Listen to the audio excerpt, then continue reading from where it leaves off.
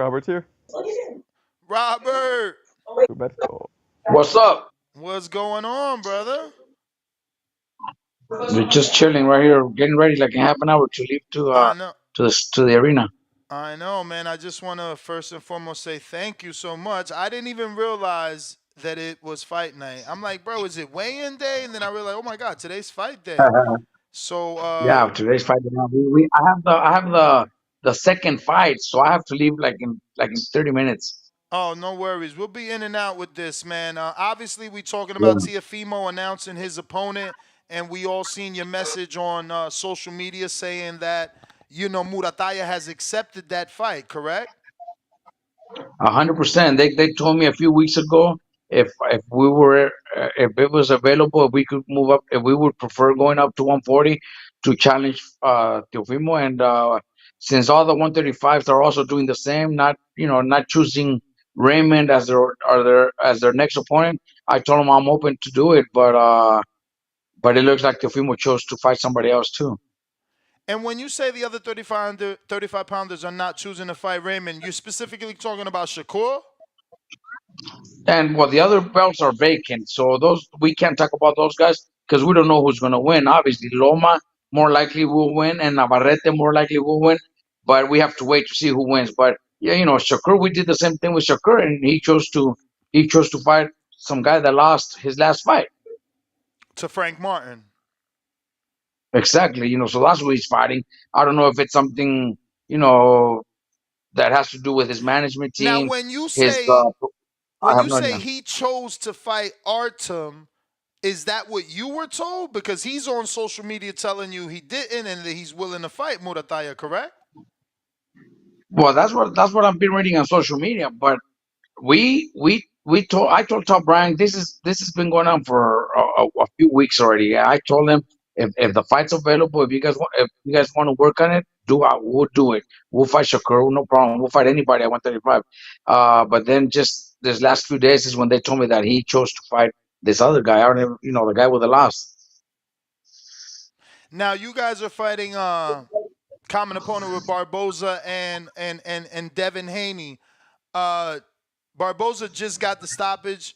Do you foresee this going the distance with Dagdondini? Yeah, we don't go out there looking for the knockout. If the knockout comes, it's gonna come. Raymond has tremendous power. He's got real good combinations. He's very accurate with his punches. So if the knockout comes, then obviously, yeah, we'll take it. But we're not looking out. We're not going out there looking for a knockout or trying to knock him out or stop him before Barbosa did. Barbosa is also a great fighter and a great athlete. So that's not the plan, but to go out there and do our job, and if the knockout comes, it comes. And it was 5 pounds above too, so Dyke Dondini was fighting Barboza at 40. But to be clear, are you the manager of Murataya? Correct. Oh, perfect, perfect. Yes, yes. Well, so if there's no Tio and there's no Shakur, what would you like for him next? And obviously well that, speaking, with those guys not being available. well, hopefully, the IBF and the WBO, which will have a champion within the next, I think both will have a champion within the next couple of months. Then maybe top they and they both fight for top rank. So it's not like it's hard to make. What's going to be hard is for them to choose to fight Raymond on a fight that's not a mandatory. So that's the problem right now. I think it's going to be hard to get the champions just to do a voluntary title defense against Raymond. It's going to be hard. What did you see in that Teofimo last fight with Jermaine Ortiz that gives you the confidence that Murataya can move up 5 pounds and beat a pound for pound fighter, quite frankly?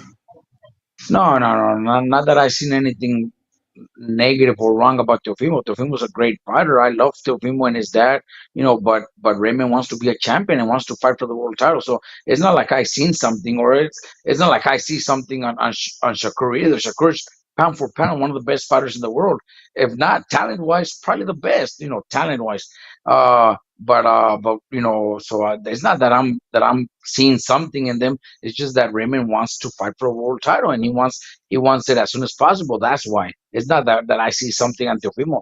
Teofimo's a great fighter, man. Teofimo's, look at his performance against Taylor. This guy, he performs.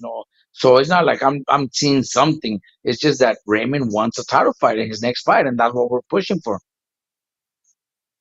All right, I'm gonna go to these people's questions because I know you gotta go. We got Brandon. He says, "Hey, what's up, Robert? This BS money from St. Louis. Do you think Shakur is lacking confidence after his last fight, and that Raymond right after would be tough for him?" I don't, I really don't know. I also understand that it looks, from what I understand, that it might be his last fight with Top Rank, so that probably has a lot to do with it too. I don't think he's gonna want to. Okay, I'm gonna give Top Rank my last fight against one of the young prospects that's not gonna be easy. I really don't know. I'm not saying those guys are afraid, man. Come on, Shakur can't be afraid. They're world champions. They're pound for pound one of the best fighters in the world. So he's not afraid. I just know it's maybe something to do with the business side of it. Him having his last fight with Top Rank.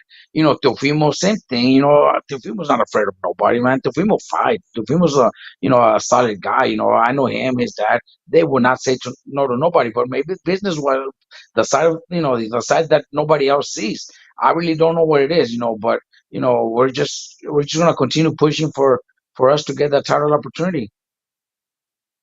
Tip Bellis says, "Would you consider training the big fish Earl Spence after the rumors that he's parting with Derek James?" Errol Spence is a great fighter, great athlete, also a really good person. I went up against him with Mikey. He was always very respectful, always showed us nothing but love. I wouldn't mind, giving it a try, especially bringing him back after that performance that he had, against Crawford.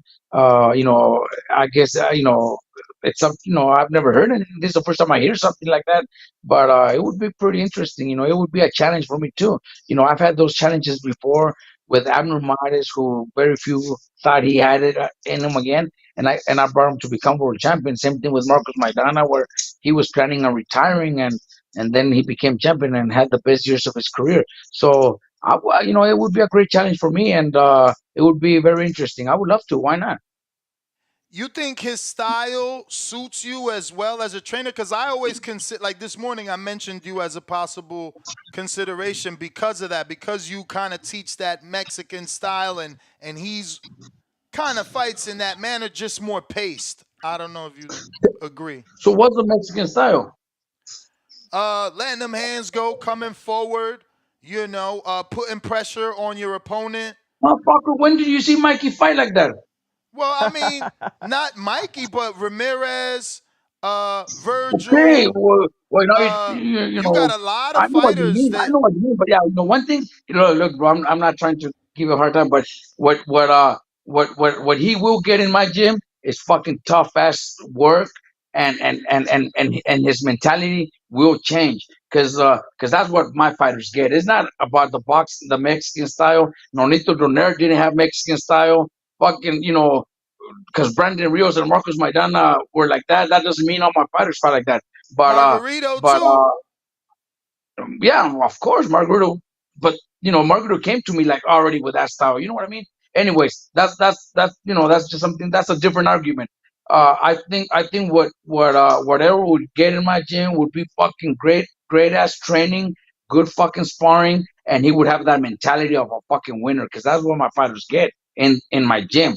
They don't want to be less than the other one because you're never gonna be the best in my gym because there's always somebody better than you.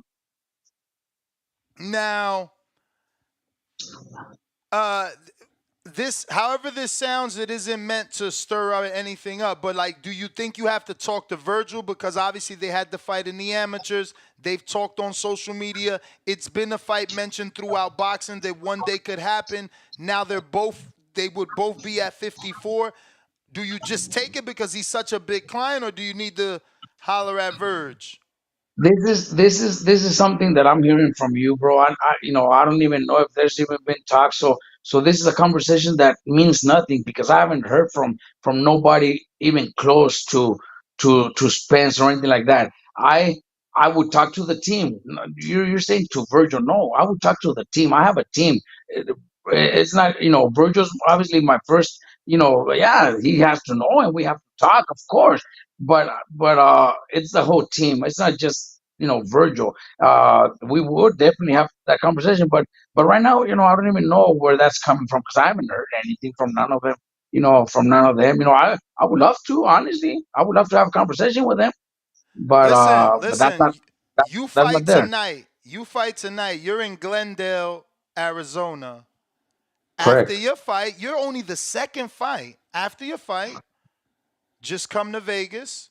Earl already announced he's going to be in Vegas for the Fundora Zoo fight. He says he wants the winner. You can confirm with him that believe me, he's looking for a trainer, man. If I go to Vegas, it's because fucking Earl calls me, not you. All right, Robert.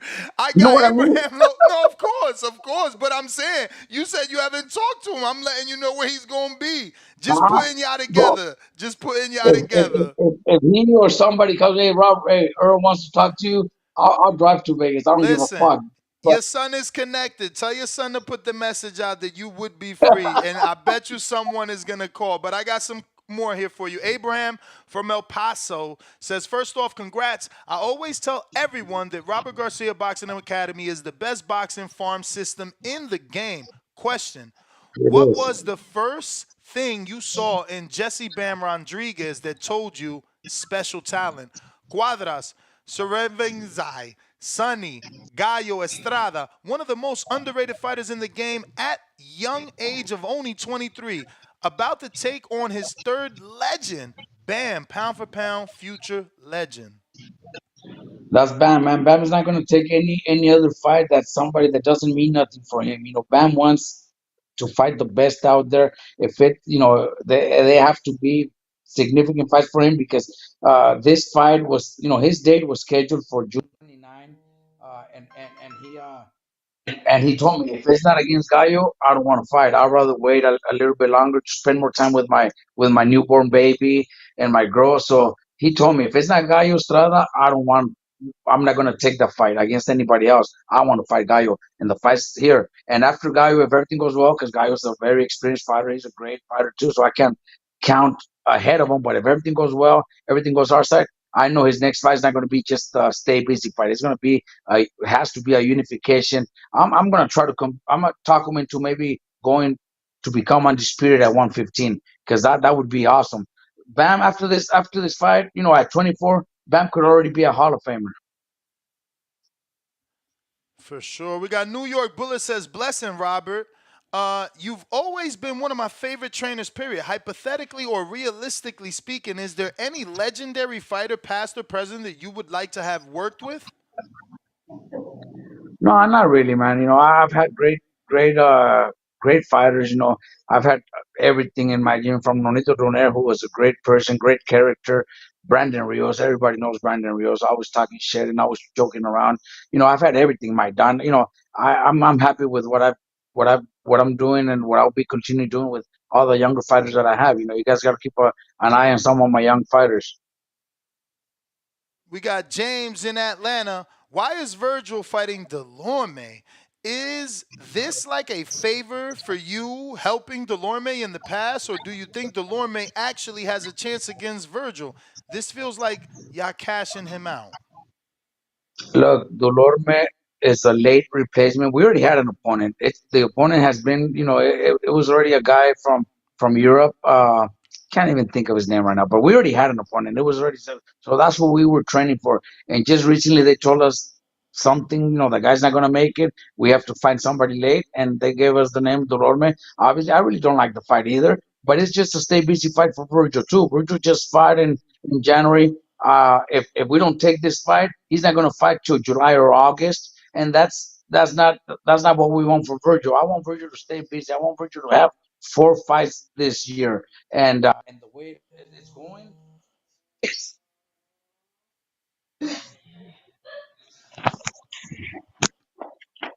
You heard me? Yep. You said the way it's going. Yeah, but the way he'll be having his looks like he will. We will have our 4 fights this year.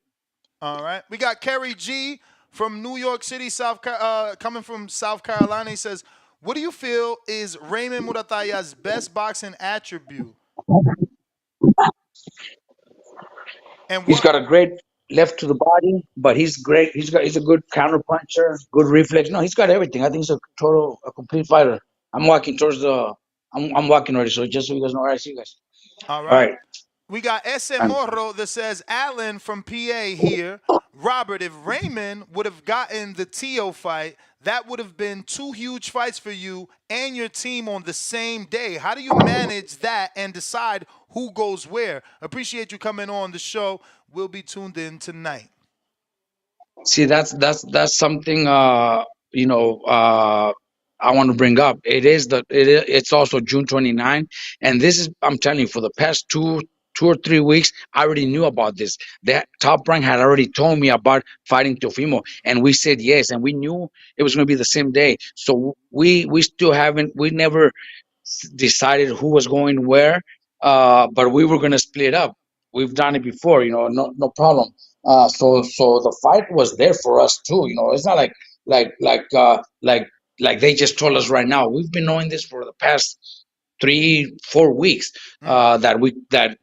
that our name was going to be brought up to Teofimo, but you know it wasn't us. Which at the same time, it's going to work out for me because I'll focus on Bam.